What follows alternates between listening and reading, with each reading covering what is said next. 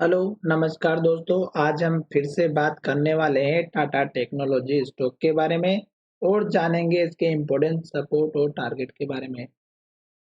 साथ ही ये वीडियो आपकी एजुकेशन के लिए है, बाय सेल की कोई एडवाइस नहीं है। फिर भी आप ट्रेड करते हैं तो अपने फाइनेंशियल एडवाइजर से कंसल्ट करें। तो चलिए वीडियो की शुरुआत करते हैं। सबसे पहले अगर आप यहाँ पर देखेंगे तो जो स्टॉक है हमारा लगातार लो बनाते हुए जा रहा है और स्टॉक हमें एक जगह आकर के बेवकूफ जरूर बना रहा है।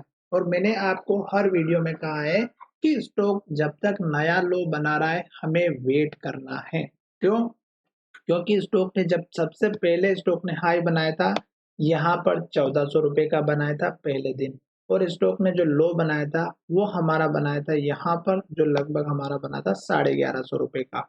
और स्टॉक में इन दोनों के हाई और लो बनने के बाद स्टॉक ऊपर की तरफ गया और यहाँ पर स्टॉक ने इन्वर्टेड हैमर बनाए जब दूसरी बार इस हाई के नीचे हाई बना। तो अब आपको यहाँ पर एक चीज अच्छे से समझ में आ गई होगी कि स्टॉक ने जो हाई बनाया वो इस हाई के नीचे बना और स्टॉक ने इन्वर्टेड हैमर बनाए।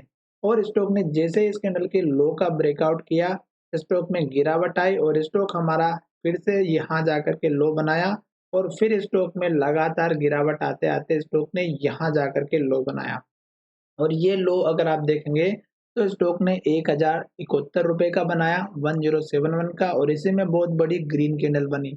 पर स्टॉक ने क्या किया कि हमारा ये जो पुराना वाला हाई लेवल था, जो यहाँ पर हमारा पुराना सपोर्ट भी बना हुआ था, इस लेवल को ब्रेकआउट नहीं कर पाया और स्टॉक यहाँ से रिटर्न की तरफ आता हुआ नजर आया। और इस ग्रीन कैंडल के हाई और लो बनने का जब बना था तब मैंने आपसे कहा था कि स्टॉक में इस कैंडल के हाई और लो के ब्रेकआउट होने का वेट कीजिएगा। क्यों?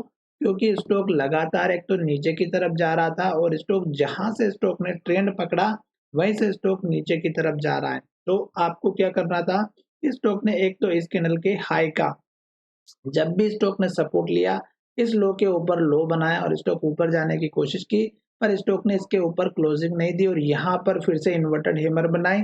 और मैंने कहा था कि स्टॉक अगर हमारे इस इन्वर्टेड हैमर के लो का ब्रेकआउट करेगा तो जरूर गिरावट आएगी। और देखिएगा स्टॉक में तीन बड़ी रेड कैंडल बनी और तीनों ही कैंडल ने लो के पास क्लोजिंग देकर के यहाँ जाकर के फिर से हमारा जो है लो बनाया और फिर ग्रीन कैंडल बनाई। तो एक ग्रीन कैंडल हमारी यहाँ पर बनाई, फिर एक ग्रीन कैंडल हमारी यहाँ पे बनाई बहुत बड़ी। और ये उन लोगों के लिए बनाई है जो इस स्टॉक में फंसने के लिए, यानी कि ये स्टॉक बेवकूफ बना रहा है हमें और कुछ भी नहीं है। क्यों? क्योंकि जब तक स्टॉक हमारे इस तरह से लो बनाते बनाते नीचे जा रहा है तो हमें केवल वेट करना चाहिए। और फिर दूसरे दिन फिर स्टॉक ने क्या किया? रेड कैंडल बनाई और लो के पास क्लोजिंग दे दिया। तो अब हमें क्या करना है?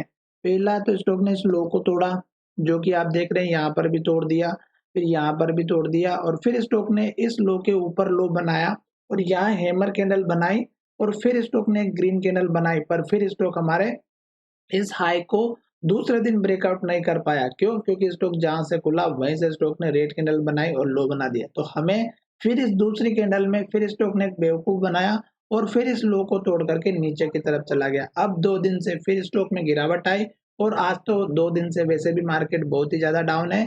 तो फिर स्टॉक ने जो है हमारा इस लो को तोड़ करके एक नया लो बना दिया। अब बना दिया 1023 रुपए का। और इस स्टॉक में अगर आप देखेंगे तो यही सिलसिला चल रहा है। 4 दिन स्टॉक गिरावट में दिखता है, एक दिन स्टॉक अप ट्रेंड में दिखता है, फिर 4 3 5 दिन स्टॉक गिरावट में रहता है, फिर एक दिन स्टॉक अप ट्रेंड में रहता है। तो वो जो अप ट्रेंड होता है वो एक दिन को पूरा रिकवर कर लेता है और फिर से नीचे आना स्टार्ट करता है और नया लो बनाता है, जैसे कि यहाँ पर बनाया हुआ है। तो आपको इस स्टॉक में एक तो एंट्री बिल्कुल भी नहीं लेनी है, पहली बात तो ये। दूसरी बात, स्टॉक ने आज जो लो बनाया है आपको इसका एक फिर से आपको सपोर्ट लेवल मिल चुका है, क्योंकि अगर स्टॉक लगातार लो बनाते हुए जा रहा है तो एक तो हमें एंट्री नहीं लेना है। दूसरी, स्टॉक ने जैसे यहाँ पर लो बनाया, रेड कैंडल बनी, फिर यहाँ पर रेड कैंडल बनी, लो के पास क्लोजिंग हुई, फिर रेड कैंडल बनी, लो के पास क्लोजिंग हुई। तो जब तक ये लो बनाते बनाते नीचे जा रहा है एक तो वेट करना है। दूसरा, स्टॉक का ये पहली बार का लो है, यहीं पर स्टॉक ने 3 से 4 बार स्टॉक ने टारगेट हिट किया, रेजिस्टेंस हिट किया और फिर स्टॉक में गिरावट आई। तो जब तक स्टॉक एटलीस्ट हमारे इस लेवल के ऊपर बहुत बढ़िया ग्रीन कैंडल के साथ वॉल्यूम के साथ क्लोजिंग ना दे दे, एटलीस्ट 1150 1200 रुपए के आसपास, तब तक आप इस स्टॉक में बिल्कुल भी एंट्री ना ले। क्यों? क्योंकि ये बार-बार वहीं की रेंज को टेस्ट करता है और नीचे आ जाता है। अब स्टॉक जो है फिर से इस लेवल को तोड़ के नीचे जा चुका है, तो अब पहला सपोर्ट लेवल या टारगेट लेवल जो बनेगा वो इस कैंडल के लो का रहेगा 1070 का। और अब एक छोटा टारगेट और आपके पास मिल चुका है इस हैमर कैंडल के लो का, जो 1058 का है। तो अभी आपका जो टारगेट रहेगा अभी फिलहाल यही रखना है, ज़्यादा बड़ा टारगेट ना रखें। क्यों? क्योंकि एक तो स्टॉक डाउन ट्रेंड में चल रहा है, दूसरी बात स्टॉक लगातार लो बना रहा है, रेड कैंडल बना रहा है। अब दूसरे टारगेट की अगर आप बात करें तो ज़्यादा से ज़्यादा इस कैंडल के लो का रखिएगा 1084 से लेकर के इस कैंडल के हाई तक का, जो लगभग 1100 तक का है। तो ये दूसरा छोटा वाला टारगेट रहेगा जो मैं आपके साथ यहाँ पर शेयर कर रहा हूँ। मैंने यहाँ पर जितने भी लेवल्स बताए ये सभी एजुकेशन के लिए है।